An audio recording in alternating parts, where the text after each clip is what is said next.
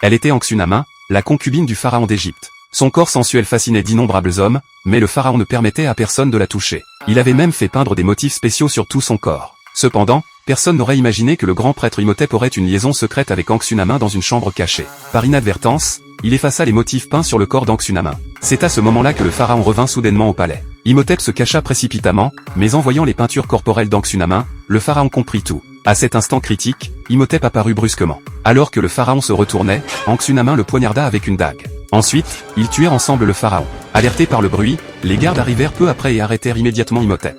Anxunama, sachant les conséquences qu'elle allait subir, sortit résolument une dague et se suicida. 3 jours plus tard, Imhotep et ses subordonnés volèrent le cadavre d'Anxunama et se rendirent dans le tombeau des pharaons à travers les âges. Imhotep sortit le livre des sorts qui pouvaient ramener les morts à la vie. Alors qu'il récitait les incantations du livre, l'âme d'Anxunama fut invoquée et s'attacha lentement à son corps. Mais à ce moment critique, les gardes du pharaon firent soudainement irruption. Le rituel fut interrompu de force et l'âme se détacha instantanément. L'âme d'Anxunama retourna alors en enfer, tandis qu'Imhotep fut momifié par les gardes et enterré pour toujours sous terre. 3000 ans plus tard, un chasseur de trésors nommé Jacques pénétra par inadvertance dans la tombe.